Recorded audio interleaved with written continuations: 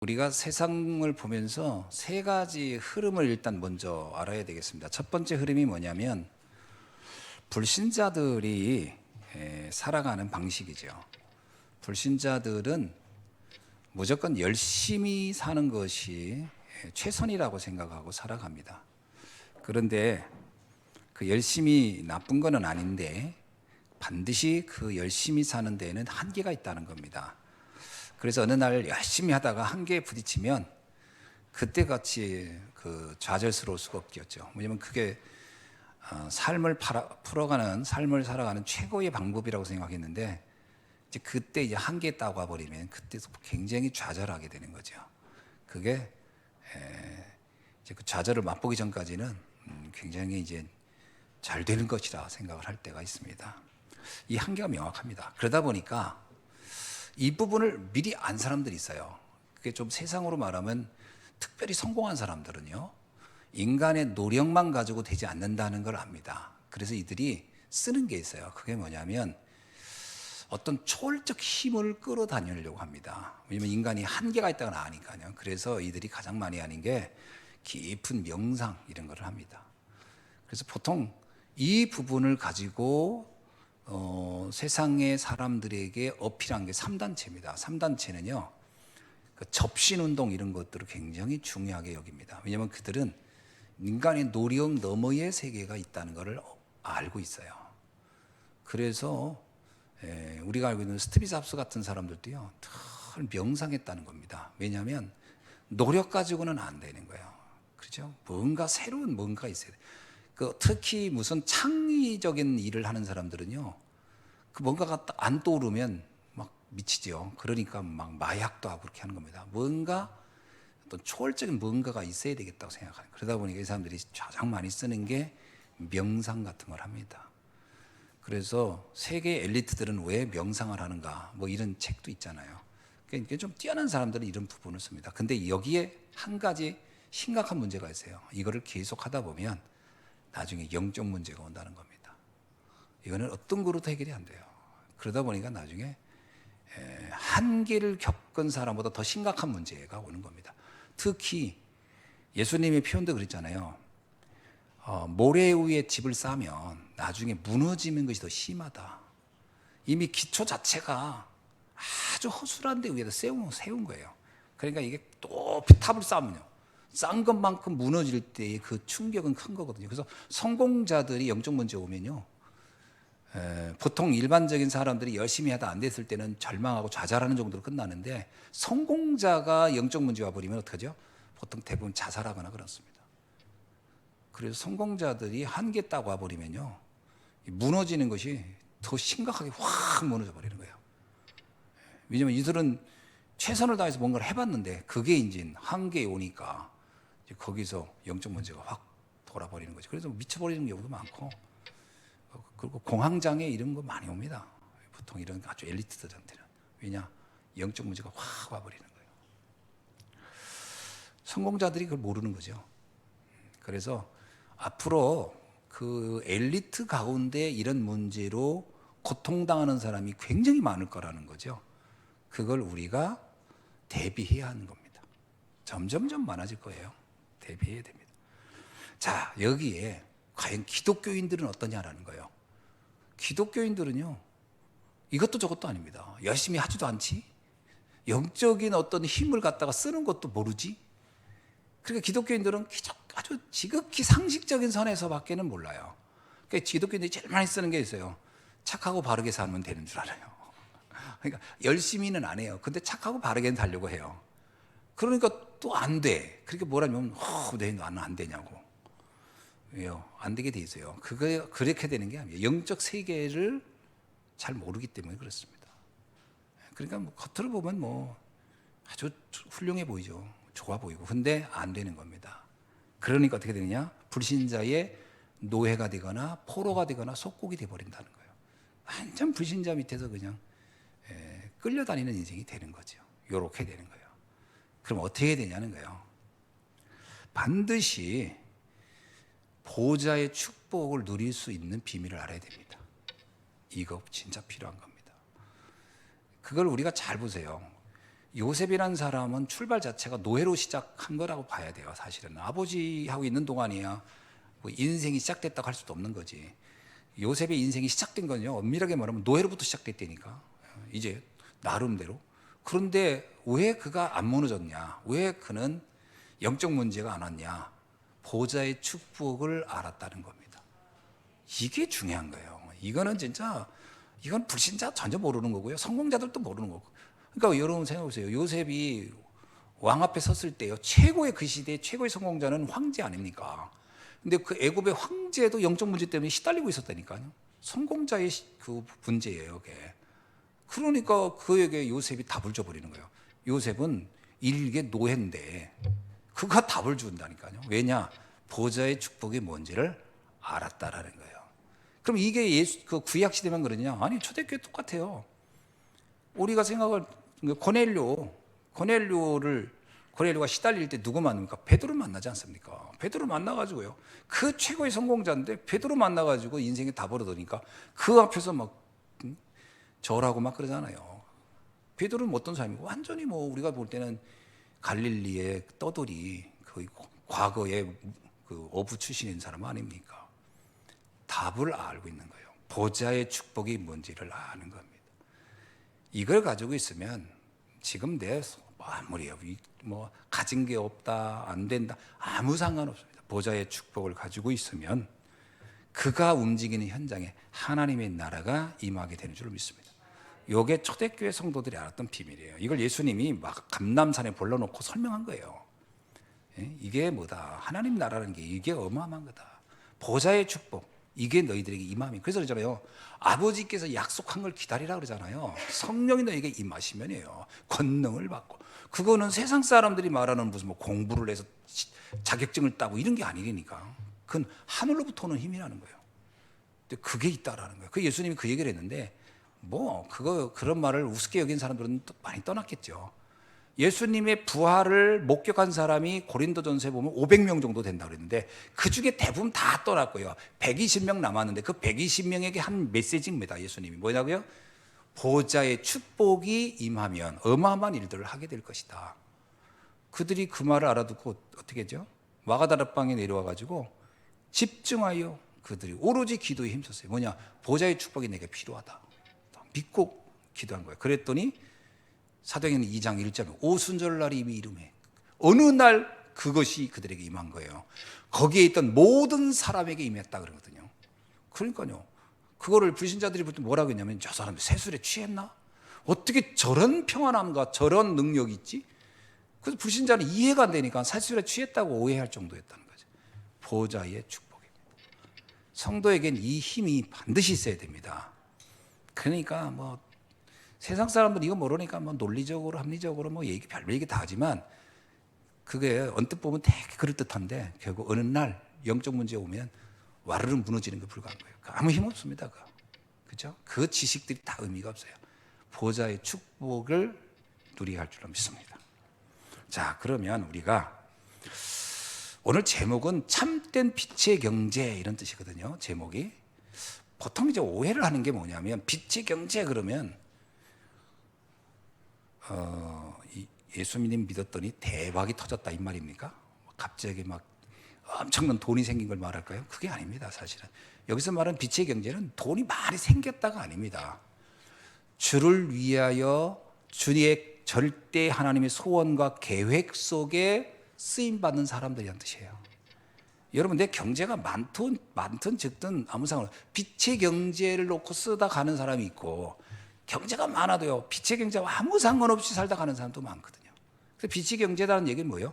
하나님의 절대 계획 속에 있다 가는 사람들, 그 삶이 그에 쓰임받다 가는 사람들이다, 이렇게 볼 수 있습니다. 자, 그렇다면 어떤 사람들이 이러한 빛의 경제의 응답을 누리다 갈까? 이 빛의 경제의 응답을 누리게 되면은, 전에 그런 얘기 했잖아요. 100년의 응답, 1000년의 응답, 이런 표현을 썼어요. 그게 무슨 얘기죠? 100년의 응답, 1000년의 응답은 100년 쓰고 남을 것, 1000년 쓰고 남을 돈이 생긴단 말이네요. 그 얘기가 아니에요. 빛의 경제를 통해 남는 거예요. 그만큼 100년의 영향력을 주거나 1000년의 영향력을 미친다, 이런 뜻입니다. 영향을 준다는 거예요. 여러분 사람이라는 게요 수백억을 쓰고도 하나 영향력 없이 살다 가는 사람이 있고 정말 많지 않은 헌신을 했는데 이게 100년의 영향력과 1000년의 영향력을 주는 사람도 있는 겁니다. 그 빛의 경제가 뭐냐? 정의부터 제대로 내리고 우리는 움직여야 되겠어요. 자, 그래서 첫째입니다. 세상 사람들이 모르는 다른 것을 아는 사람이어야 돼요. 이걸 알아야 그 사람이 빛의 경제의 응답을 받게 되는 겁니다. 여러분, 다른 것을 볼 줄 알아야 돼요. 사람이라는 것은 자기가 가치를 둔 곳에 쓰게 돼 있거든요. 가치를 둔 곳에 희생하게 돼 있고 헌신하게 돼 있는데 세상 사람들이 말하는 것이 아닌 세상 사람들이 보지 못하는 데서의 가치를 볼 수 있는 다른 걸 볼 수 있는 사람이어야 된다. 자, 예를 들어서 아브라함 경우를 봅시다. 아브라함은 어떠냐면 갈대우르라는 곳에서 하나님이 떠나라 그랬어요. 그럼 그때 갈대우르는 어땠냐? 그때 이 갈대우르라는 곳 자체가요 수메르 문화의 중심지예요. 완전히. 그러면 이 아브라함이 살았던 시대로 소급해 가면 그 시대 대부분은요 사람들이 주변 근동은 문화라는 것이 이렇게 지금처럼 뭐 사람들이 국경이 다 이렇게 만들어져 가지고 정착하고 거기서 하나의 그 도시를 형성하고 이런 게 아니고요. 대부분 사람들은 그냥 떠돌이에요. 이동민족이라니까 이렇게 움직이는. 그런데 이 갈대우르는 정착민이었어요. 원래 세계 4대 문명 발상지는 전부 다 정착지예요. 우리 아시잖아요. 티그리스강 유역, 나일강 유역, 그 다음에 뭐요? 메소포타미아 문명, 황하 문명 이런 문명 다 우린 들어봤잖아요. 그곳에서 일으킨 문명들이거든요. 그러면 이 갈대우르가요 쉽게 말하면요 굉장히 발달한 도시였다는 거예요. 그러면 거기는 어느 정도냐면요 기록에 보니까 제가 여기 찾아봤거든요. 갈대우르 그랬더니 상하수도 시설이 돼 있었대요. 굉장한 거예요. 상하수도 시설이 돼 있었다니까. 그러니까 이게요 여러분 우리나라가 수세식 사용한 지가 얼마 안 됩니다. 우리나라도 다 재래식이었지. 그걸 옛날에는 우리 푸세시라고 했는데 근데 이 우르란 지역은 상하수도 시설이 돼 있었다니까요. 그때 얼마나 문화가 발달했던 문화겠습니다. 근데 거기를 하나님이 뭐라고 하냐면 떠나라는 거예요. 여러분 지금 모든 게 다 안정돼 있어. 그리고 다 생활하고. 근데 하나님 우리 여러분 떠나라. 자, 정글로 가라. 그러면 어떻게 했어요, 여러분? 정글로 가라. 가다가 응가 말할 거면 삽으로 파고서 누워라. 그러 덮어라. 전에 한번 중국 가가지고 중국에서 저기 위에 그 도시 가는 동안에 차를 타고 가는데 야 가다가 차가 갑자기 그냥 한참 가니까 엄청 오래 가더라고. 그냥 쓰더라고. 밤인데 저녁에. 그러더니 그 기사분이 그러는 거예요. 다 내려서 일 보래요. 아무 데서나. 아무 데서나 일 보래. 와, 난 뭐 화장실 있는 줄 알았다. 없어. 아무 데서나, 아무 데서나. 여자분도 있고 남자 다 있는데 아무 데서나. 진짜 컴컴 오니까 뭐 어떡하겠어요. 다들 급하니까. 막 가서 근데 사람이 신기해요. 비슷해. 자기가 여기는 안 보이겠지 하는 데가 비슷한데 가보면 다 있어. 먼저 앞서간 사람이 먼저 일을 다 본 거야. 그러니까 가서 자리 찾기가 어려운 거야. 어디 발을 디딜 데가 없어. 다 조금만 잘못하면 완전 다 그냥 대책 안 쓰더라고. 그러니 처음부터 그렇게 살아면 모를까. 모든 게 안정된 곳에 있던 나한테 그런 곳에 가서 세계 보고 말아. 그러면 참 퍽이나 움직이기 쉽겠다. 못 가죠. 쉽지 않을 거예요. 근데 이 아브라함은 떠났다고요. 왜 떠났을까요? 다른 걸 보한 거예요. 다른 걸 봤어요. 그것이 불편하지만 그것 이상의 가치를 본 거예요. 그래야 사람은 하나님의 빛의 경제라는 것이 뭔지 이해가 되는 거예요. 그것에 헌신할 수 있는 거예요. 안 그러면 불신자들이 다 좋다 여기는 데 가서 하잖아요. 아브라함의 조카 롯 보세요. 어디를 선택합니까? 소돔과 고모라 찾아가잖아요. 왜? 다른 걸 본 게 아니고 남들이 늘 볼만한 거 똑같이 본 거예요. 그러니까 갔으니까 뭐가 기다리고 있어요? 신기하죠. 남들이 다 좋다고 하는 데는요 다 탐내는 거거든. 그러니까 가니까 전쟁이 일어나는 거예요. 왜? 전쟁은 아무도 욕심 안 내는 데서는 전쟁이 안 일어나요. 누가 봐도 저거 가고 싶다. 거기서 전쟁이 일어나는 거거든. 그러니까 조카 롯이 아브라함이 조카가 간 곳이 전쟁터 한가운데로 들어가 버린 거예요. 왜? 서로 좋은 땅이니까 서로 뺏으려고 하니까. 자, 이렇게 되는 거예요. 그럼 빛의 경제가 아니죠. 어둠 경제에 완전 잡혀버리는 거지. 아브라함은 어디를 갔냐? 갈대우르를 떠나갔다. 오바다는 어떻습니까? 열왕기상 18장 1절로 15절에 보니 오바다라는 사람 나와요. 아하방의 부하입니다. 아하방은 그 시대 절대 군주고 그 황제의 왕의 부하인데, 왕의 정책이 뭐냐면 이스라엘의 선지자들을 다 죽이라는 거예요. 왜냐, 부인 이세벨이 이방 여자인데 이방에서 선지자들 다 데리고 돌았어. 우상 숭배하는 사람들, 그 사람들로 나라를 운영하려고 하니까 여기에 반대하는 사람들 다 죽이라는 거예요. 그래서 아하방은요, 자기의 정책에 반대하는 이스라엘의 선지자 다 죽이라. 그때 오바다가 뭐 하냐면 그 선지자 100명을 자기가 보호합니다. 생각해 보세요. 그게 양심으로 될 수 있는 게 아니에요. 많은 것을 계산해야 돼요. 이게 하다 들통나면 어떻게 돼요? 자기도 죽는 거예요. 그러면 오바다가 왜 했을까요? 손실이 있을 걸 뻔히 압니다. 이것이 위험한 일인 줄 압니다. 그러나 그런 건 다른 걸 본 거예요. 그 누구도 못 보는 걸 본 거예요. 설사 이랬을 것 같아요. 난 오바다가 내가 이거 하다가 왕한테 걸려서 죽는 한이 있더라도 나는 이 일을 하다 갈 것이다. 이 정도 결단하지 않고서는 그렇게 할 수가 없는 거예요. 다른 걸 본 사람. 그래서 하나님이 그에게 빛의 경제를 준 거예요. 여러분, 뭔가 다 안정되고 누가 다 좋아하고 누구나 박수치고 그런 데서 헌신하라면 못할 사람이 누가 있어요? 다 알아주고 다 박수 쳐주는데 그게 아니고요. 내가 이것을 위해서 헌신한다면 사람들이 나에게 피해를 주고 핍박을 하고 고난을 줄 수도 있을지도 몰라요. 그러대도 할 수 있다는 건 뭐 다른 걸 보았기에 가능한 거예요. 이 눈이 있어야 된다. 로마서 16장 23절에 보면 가이오입니다. 가이오는 온 교회의 식주인이라고 그러는데 그 시대 기독교는요 정말 이제 막 일어날 때요. 그런데 기독교인들은 또 유대교가 얼마나 핍박하고 유대교가 핍박할 뿐만 아니라 로마가 또 얼마나 핍박했습니까? 기독교에 내가 기독교인이라고 인정한 내가 기독교인이야 하는 것도 굉장히 핍박을 받아야 할 상황에서 하물며 핍박받는 이들을 위해서 내가 헌신한다? 쉽지 않은 겁니다. 그렇죠? 그 빚도 안 나고 인정도 안 받고 사람들한테 손가락 받는 일인데 그런 일을 하기가 쉽지 않아요. 그러나 가이오는 그런 핍박받는 모든 교회를 돕는 일에 생을 겁니다. 왜 그랬을까요? 다른 가치를 본 거예요. 그래야 빛의 경제의 비밀을 안다. 하나님이 누구한테 축복을 하시겠어요? 세상 사람들이 보지 못한 다른 걸 볼 수 있는 사람. 뭘 봤을까요? 이 땅에 복음이어야 된다는 것을 알았고요. 그 복음을 지킬 사람들을 내가 보호하는 것이 그렇게 중요하다는 걸 알았다는 거죠. 그죠? 결국은 엄밀하게 말하면요, 복음으로 세상을 바꿔야 되고 살려야 된다는 걸 알았던 사람의 헌신. 이렇게 말씀드릴 수 있을 겁니다. 두 번째입니다. 두 번째는 누구에게 하나님이 빛의 경제의 응답을 주겠느냐? 세계 복음화를 위해 숨겨진 사람들입니다. 세계 복음화를 위해서. 우리는 사람은 다 뭔가를 놓고 살아요.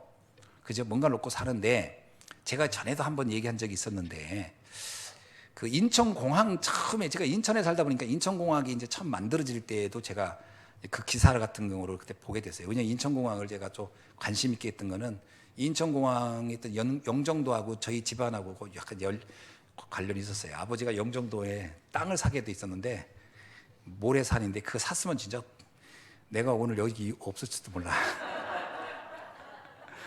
거기에 완전 그건 버린 땅이었으니까 그때 영종도에. 근데 거기에 뭐 어마어마하게 큰 모래산이 있었는데 그거를 어떤 그 영종도에 사는 사람이 아버님한테 사라고 가지고 아버님 인천에 있는 조그만 건물 하나하고 두 개를 막 바꾸기로 했는데 영종도에 내가 쫓아갔어요. 그걸 뭐 서류 쓴다고. 근데 가면서 나도 이 가치를 모르니까 가면서 계속 내가 불평했어요.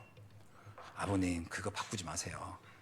그거 사서 뭐 하게요. 영종도까지 가서 어떻게 관리하려고. 그러면서 차 타고 가면서 계속 반대했거든. 근데 아버님이 가서 떡 내려더니 이렇게 보더니 아유 진짜 쓸모없겠다. 그래가지고 거기까지 갔다가 계약서만 쓰면 되는데 계약서를 안 쓰고 왔어요. 그래서 우리 소개했던 그 부동산 그 사람이 막 욕을 어마어마하게 했어요 우리한테.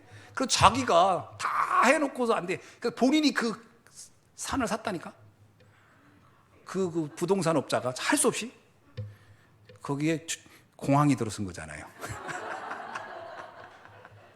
공항에.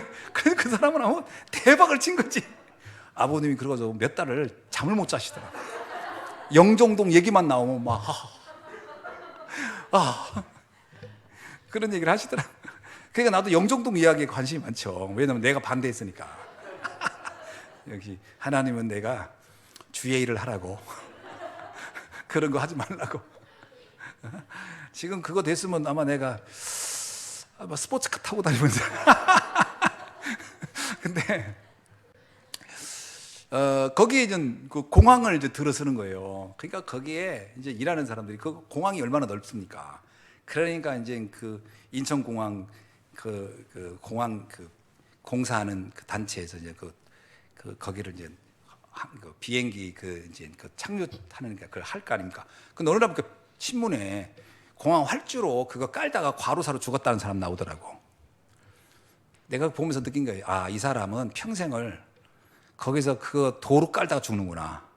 도로만 깔다 죽었구나. 그 생각이 버뜩 나더라고요. 누군가 인생을 걸고 살다 가는 거거든요.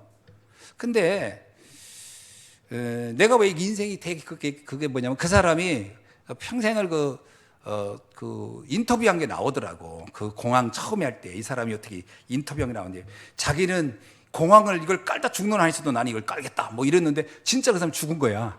과로사로. 그래가지고 신문에 나왔던 걸 내가 본 적이 있거든요. 그때 내가 느낀 거예요. 사람은 뭔가 생을 걸고 살다 가는데 그것이 도로를 까는 일이든 뭐 돌주서로 다니든 뭔가 하잖아요. 과연 우리는 어디에 인생을 걸다 갈 것인가? 결국은 한 번 왔다 가는데 어디에 인생을 걸다 갈 것인가? 생각할 기회가 되더라고요.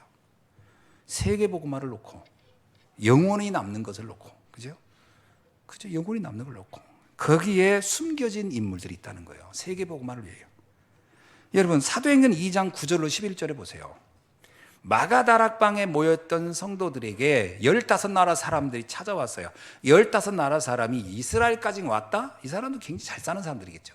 근데 이들이 다른 데도 아니고 마가다락방을 찾아온 거예요. 이들은 원래 내가 보면 유대교인들이에요. 그러니까 예루살렘에 뭐하러 왔다고요? 유대의 유월절 지키러 왔다가 유월절 지키러 왔는데 답이 없던 사람들이에요. 절기 지키면 뭔가 될 줄 알고 왔었던 사람들이에요. 신앙에 열심도 있는 사람들이에요. 그런데 그거 가지고는 답이 안 돼. 그런데 기독교 복음 그리스도를 설명 듣고 나서 여기에 답이 있겠구나. 그리고 왔던 사람들이 15나라 사람들 아닙니까?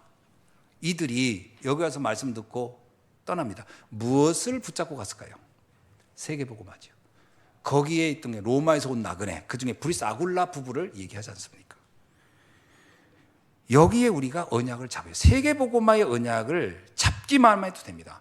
15나라 사람들의 이름이 다 기록이 안 돼 있어요. 그러나 그들은 여기까지 왔었다는 걸 보면 세계복음화에 대한 언약이 있는 사람들이다.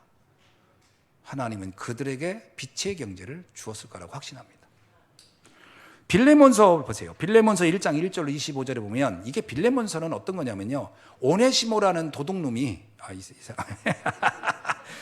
리얼하게 설명해야 돼. 이 도둑이 빌레몬의 재산을 다 훔쳐가지고 재산은 다 아니겠지만 하여튼 일부의 재산을 가지고 도망갔다가 잡힌 거야.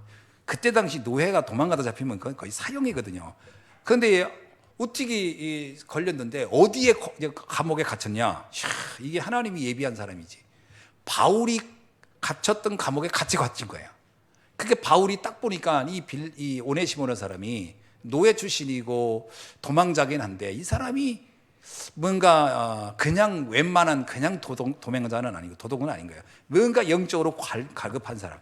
그래서 감옥 안에서 바울이 복음을 전했는데요. 오네시모가요. 감옥에서 복음 듣고 완전 변화돼서 전도자가 되는데 딱 보니까 이 사람이 보통 사람이 아니에요. 그래가지고 바울이 이제 이 사람을 어떻게 해가지고 나옵니다. 그러면서 바울이 빌레몬에게 얘기하는 거예요. 내가 오네시모를 보내는데 과거에는 그가 노예였지만 지금은 우리의 친구라. 그리고 뭐라고 표현하면 더 충격적인 얘기예요. 빌레몬 너는 이 오네시모를 만날 때 나를 대접하듯이 이들을 대접하라. 왜? 그는 하나님의 대사라. 그러면서 보내는 겁니다. 근데 빌레몬이 어떻게 해요?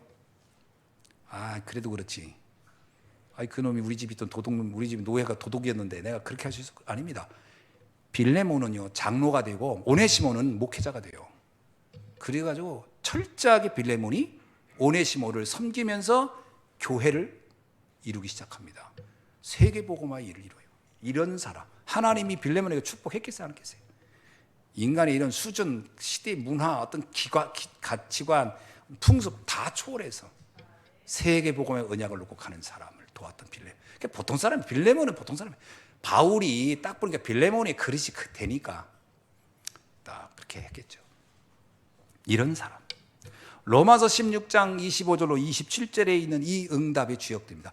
영세전에 감추었다 이제 나타나신 바 된, 그리고 세세 무궁토록 있을 그 응답, 그 복음을 하나님은 전도자들에게 주신다는 거죠.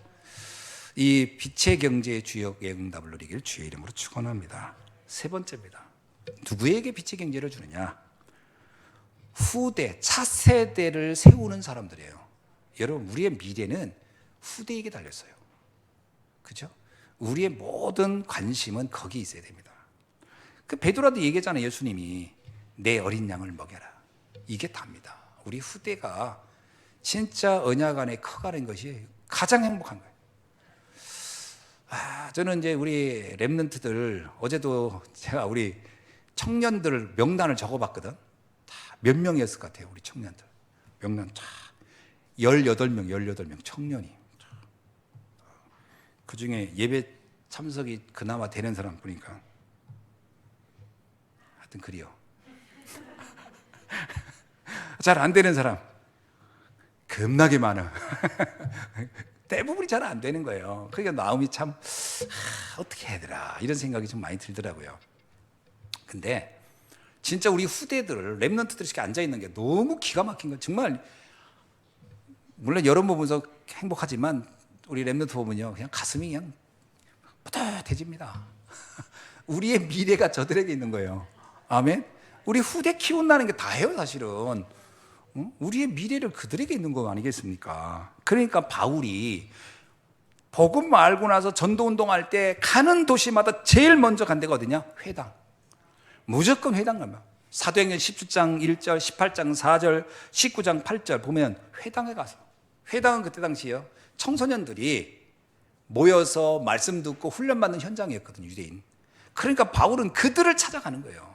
그러다가 만난 사람이 누구냐면 디모데입니다. 디모데를 루스드라라는 곳에 만났는데 그 디모데 하나 때문에요.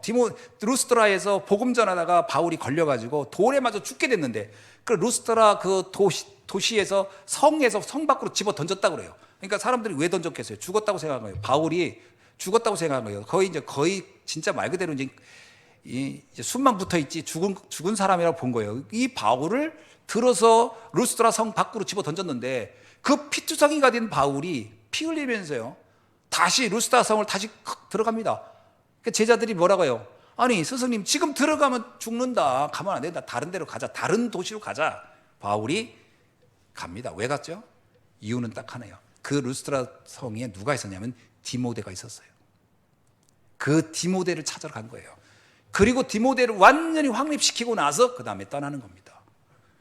여러분, 우리가 디모데 전서 후서를 보세요. 바울이 디모데이면 내 사랑하는 아들아. 바울이 디모데한테요 아들이라고 그래. 내 아들아. 그죠? 영으로 낳았다는 거예요. 영으로. 육신적으로는 아무 상관없는데 영으로 낸 아들아. 얼마나 마음을 담았는지를 알 수 있는 거예요.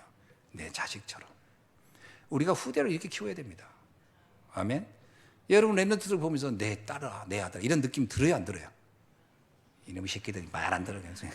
조받기나 하고. 내 아들과 딸 같아야 된다니까. 그냥 뭐 교회에 이렇게 예배드리러 오는 것 자체만 해도 너무 이쁘지 않습니까? 그냥 막 아닌가? 그게요 엄청난 겁니다. 이게 우리의 미래예요. 그 일을 위하여 하나님은 모든 빛의 경제를 준다라는 거예요. 자, 말씀을 맺습니다. 우리는 현실 앞에 자꾸 거기서 우리는 막혀요. 현실만 보면은 일단 내가 가지고 있는 게 없어. 내 형편도 안 돼. 상황도 안 돼. 조건도 안 돼. 그럼 우리는 뭐라고 하냐면 아유, 마음은 있지만 안 돼요. 그래서 거기서 대부분 좌절하거든. 거기서 무너지거든요.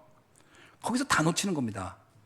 사실은요, 물론 현실은 녹록하지 않을 수 있어요. 여러 가지 어려움이 있을 수 있습니다. 그러나 그 안에서 영적인 걸 볼 수 있어야 돼요. 영적인 가치를. 저는 요셉을 보세요. 요셉의 현실은요, 아무것도 할 수 없는 현실 아닙니까? 그러나 그런 영적인 가치를 놓치지 않았어요. 다윗 보세요. 그가 쫓겨다니는 입장일 때는요, 형편은 말도 못하기 힘들어요. 그러나 영적인 가치는 놓치지 않았어요. 초대교회 성도 보세요. 얼마나 많은 핍박과 어려움 속에서 그들이 다녔습니까? 그러나 영적인 가치는 놓치지 않았다는 거예요. 그래서 영적인 부분에 도전해야 됩니다. 아멘. 다른 것, 그죠? 세계복음화를 위하여, 그리고 후대를 위하여 내가 아주 작은 것이라도 나는 헌신하고 이것에 마음을 담겠다, 이런 마음이 있어야 된다니까요. 그 많은 것을 하라는 게 아니에요. 우리가 뭐 여건 되면 많이 하면 좋지만 그건 상황 따라서 할 수 있는 거지요. 그러나 마음은 변함이 없어야 돼요. 그렇죠? 마음은 변함이 없어야 돼요. 우리는 흔히 이럽니다. 상황 되면 하지. 상황 돼도 못합니다. 그 사람은. 상황이 안 돼도 난 한다, 그래야 되는 거예요. 상황이 안 돼도 해야지. 예수님, 그 하나님께서 이스라엘 백성이 왜 광야길을 가다가 1세대 사람들이 대부분이 그 광야에서 죽었냐면은 그들은 생각이 잘못됐었어요. 애굽을 떠나서 출발하는 순간부터 그들은 이런 생각을 했었어요. 우리가 형편은 어렵지. 그래도 우리는 가나안에 가야 한다. 설사 가다가 죽는 날이었어도 우리는 가야 한다. 그래야 되는 거거든요. 영적인 그 사명을 놓고 가야 된다. 그래야 되는데 1세대들이 어떤 생각이냐면 힘들면 자꾸 돌아간다는 거예요. 못해, 힘들어서 못해, 그 생각을 자꾸 하는 거예요. 그러니까 하나님이 그들에게요, 빛의 경제를 줄 수가 없는 거예요. 춘들을 어디다 쓰겠어요, 그걸. 그러니까 1세대가 조용히 40년 동안 장례 치르고 만 거예요. 근데 그게 우리 표현이 아니에요. 성경에 나와요. 하나님께서 뭐라고 나오죠? 내가 40년을, 그들을 40년을 인도하며 주변이 알 수 없도록 그들을 내가 한 명씩 죽이리라. 충격적인 거예요, 이게. 그거 성경에 나온다니까요. 왜 그러냐면 이들이 영적인 생각을 안 한다는 거예요. 영적인 생각을. 오늘 우리가요, 형편에 매이지 않기를 바랍니다. 그냥 우리는 언약만 잡으면 돼요. 나는 그렇다고 생각합니다. 우리가 무슨 뭐 어마어마하게 있어야 합니까? 그러면 할 사람 아무도 없죠. 초대교회를 보세요. 한 게 뭐 있겠어요? 아무것도 할 거 없습니다. 그러나 언약은 포기하지 말아야 된다. 나는 주를 위해 살다 간다. 내가 잠시 하루를 살다 하더라도 복음을 위해 살다 간다. 이 언약을 붙잡기를 주의 이름으로 축원합니다. 기도하겠습니다. 하나님 감사합니다. 오늘 또 주신 말씀 붙잡고 다시 한번 우리가 빛의 경제를 누리는 전도자로 응답받게 하옵소서. 예수 그리스도의 이름으로 기도하옵나이다. 아멘.